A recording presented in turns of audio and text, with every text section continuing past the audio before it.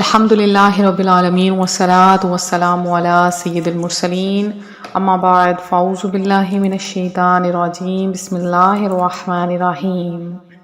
روحانی وظائف چینل کی جانب سے تمام معزز ناظرین کو السلام علیکم۔ روحانی وظائف چینل آیا آپ کے لیے ماہ رمضان المبارک کا ایک ایسا عمل جس کے کرنے سے اللہ تبارک و تعالی 24 گھنٹوں کے اندر آپ کی ہر حاجت ہر مراد کو پورا کر دے گا، آپ کی ہر خواہش پوری ہوگی انشاءاللہ عز و جل۔ آپ جیسے ہی ماہ رمضان المبارک کی پیر شریف کو یہ عمل کریں گے، اللہ پاک آپ کی ہر دعا ہر مراد کو پورا فرما دے گا۔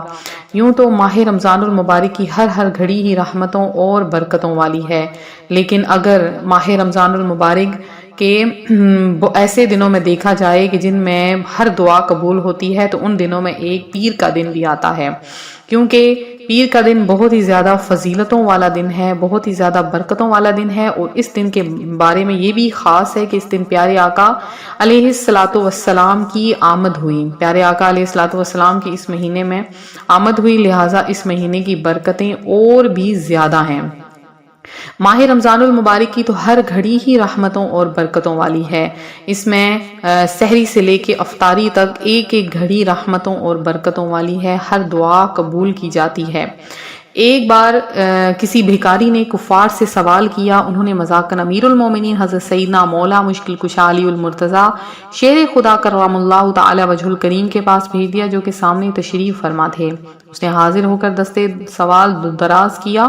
آپ کرم اللہ تعالی وجہ الکریم نے 10 بار درود پاک پڑھ کر اس کی ہتھیلی پر دم کر دیا اور فرمایا، مٹھی بند کر لو اور جن لوگوں نے بھیجا ہے ان کے سامنے جا کر کھول دو۔ کفار ہنس رہے تھے کہ خالی پھونک مارنے سے کیا ہوتا ہے، مگر جب سائل نے ان کے سامنے جا کر مٹھی کھولی تو اس میں 1 دینار تھا، اور یہ کرامت دے کر کئی کافر مسلمان ہو گئے۔ تو آپ کے سامنے یہ عرض گزار ہوں کہ ماہ رمضان المبارک میں بھی درود پاک کی کثرت کیا کریں۔ ماہ رمضان المبارک میں بھی درود پاک کی بہت زیادہ فضیلت ہے، جیسے کہ بہت زیادہ عبادتیں کرنے پر فضیلتیں ملتی ہیں، برکتیں ملتی ہیں، حاجتیں پوری ہوتی ہیں، بالکل اسی طرح سے رمضان المبارک میں بھی درود پاک پڑھنے والے کی بخشش ہو جاتی ہے، اللہ کا ذکر کرنے والے کی بخشش ہو جاتی ہے۔ لہٰذا ماہ رمضان المبارک میں درود پاک پڑھیں، اللہ کا ذکر کریں اور نماز کی پابندی کریں اور بے نمازوں سے دور رہیں۔ جو لوگ بے نمازوں کی صحبت میں بیٹھتے ہیں وہ بھی بے نمازی ہو جاتے ہیں۔ بری صحبت کا ہمیشہ برا نتیجہ ہوتا ہے، اور جو کوئی اچھی صحبت میں بیٹھتا ہے، اللہ پاک اس اچھے شخص کی بدولت اس کی بھی دنیا و آخرت میں اس کو بھلائی عطا فرما دیتا ہے۔ ہمیشہ ایسی صحبت اختیار کرنی چاہیے جس سے عبادت کا شوق اور سنت پر عمل کرنے کا ذوق بڑھے۔ ہم نشین یعنی ہم صحبت ایسا ہو جسے دیکھ کر اللہ تعالیٰ یاد آ جائے، اس کی باتوں سے نیکیوں کی طرف رغبت بڑھے، دنیا کی محبت میں کمی اور فکر آخرت میں زیادتی ہو۔ مصاحب یعنی جس کی صحبت میں رہیں وہ ایسا ہو کہ اس کے سبب اللہ تعالیٰ اس کے پیارے رسول صلی اللہ تعالی علیہ وآلہ وسلم کی محبت میں اضافہ ہو۔ غیر سنجیدہ حرکت کرنے والوں، فیشن پرستوں اور بے نمازیوں کی صحبت سے ہمیشہ بچنا چاہیے۔ روحانی وظائف کے معزز ناظرین، جیسے کہ آپ جانتے ہیں ماہ رمضان المبارک کی بابرکت ترین گھڑیاں ہمیں جاری و ساری ہیں۔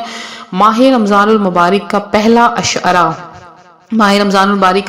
عشرہ ہمیں جاری و ساری ہے۔ یہ بہت ہی زیادہ برکتوں والا مہینہ ہے۔ پیارے آقا علیہ الصلوۃ والسلام کا فرمان ہے، اللہ تعالیٰ نے اس کے روزے تم پر فرض کیے ہیں، اس میں آسمانوں کے دروازے کھول دیے جاتے ہیں اور جہنم کے دروازے بند کیے جاتے ہیں، اور اس میں مردود شیاطین قید کر دیے جاتے ہیں۔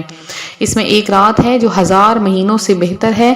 جو اس کی بھلائی سے محروم رہا وہ بالکل ہی محروم رہا۔ تو پیارے آقا علیہ الصلوۃ والسلام کا فرمان ہے، جب رمضان آتا ہے تو آسمان کے دروازے کھول دیے جاتے ہیں، شیاطین کو جکڑ دیا جاتا ہے اور رحمت کے تمام دروازے کھول دیے جاتے ہیں۔ رمضان المبارک کے رخصت ہوتے ہی سرکش شیاطین آزاد ہو جاتے ہیں اور افسوس گناہوں کا زور بڑھ جاتا ہے۔ خصوصاً عید کے دن گناہوں کی نہایت کثرت ہو جاتی ہے، گویا 1 مہینے کی قید کے سبب سرکش شیاطین بے حد بپھر چکا ہوتا ہے، اور ماہ رمضان المبارک کی ساری کسر وہ عید کے روز ہی نکال دینا چاہتا ہے۔ بخارا میں ایک مجوسی یعنی آتش پرست رہتا تھا۔ ایک مرتبہ رمضان شریف میں وہ اپنے بیٹے کے ساتھ مسلمانوں کے بازار سے گزر رہا تھا۔ اس کے بیٹے نے علی الاعلان کوئی چیز کھانی شروع کر دی۔ مجوسی نے یہ دیکھتے ہی اپنے بیٹے کو ایک تمانچہ رسید کر دیا اور ڈانٹتے ہوئے کہا، تجھے رمضان المبارک کے مہینے میں مسلمانوں کے بازار میں کھاتے ہوئے شرم نہیں آتی؟ لڑکے نے کہا، ابا جان، آپ بھی تو رمضان شریف میں کھاتے ہیں۔ والد نے کہا، میں مسلمانوں کے سامنے نہیں، اپنے گھر کے اندر چھپ کر کھاتا ہوں، اس ماہ مبارک کی بے حرمتی نہیں کرتا۔ کچھ عرصے کے بعد اس شخص کا انتقال ہو گیا۔ کسی نے خواب میں اس کو جنت میں ٹہلتے ہوئے دیکھا تو حیرت سے پوچھا، تو مجوسی یعنی آگ کا پجاری تھا، جنت میں کیسے آ گیا؟ کہنے لگا، واقعی میں مجوسی تھا، لیکن جب موت کا وقت قریب آیا تو اللہ تعالیٰ نے احترام رمضان کی برکت سے مجھے ایمان کی دولت سے اور مرنے کے بعد جنت سے مشرف فرمایا ہے۔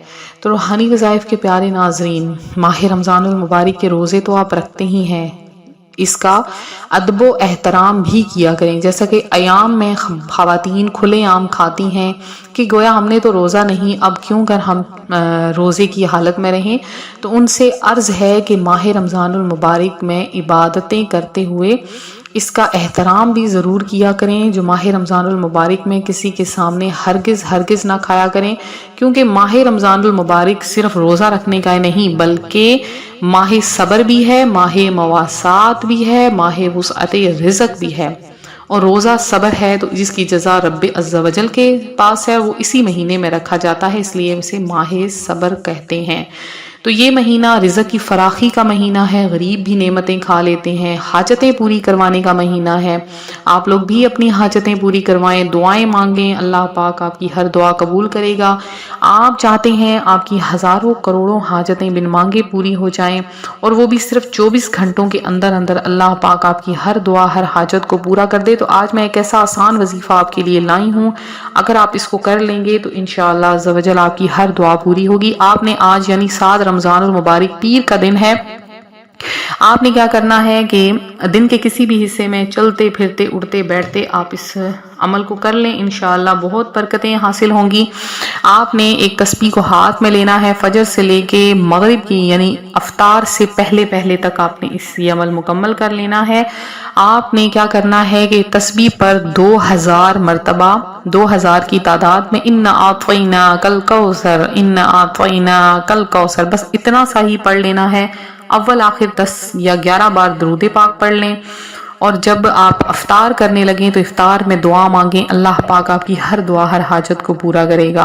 افطار میں مانگی کی کوئی دعا رد نہیں ہوتی، تو جلدی سے افطاری بنا لیا کریں، اور اس سے پہلے بیٹھ کر جتنا ہو سکے اللہ کا ذکر کر کے اپنے رب سے مانگ لیا کریں۔ آپ اپنے رب سے جو مانگیں گے اللہ تعالیٰ آپ کی ہر دعا ہر حاجت کو ہر حال میں پورا فرما دے گا۔ تو یہ تھا ہمارا آج کا عمل، ہمارا آج کا وظیفہ۔ مزید وظائف کے لیے روحانی وظائف چینل کو ضرور سبسکرائب کریں۔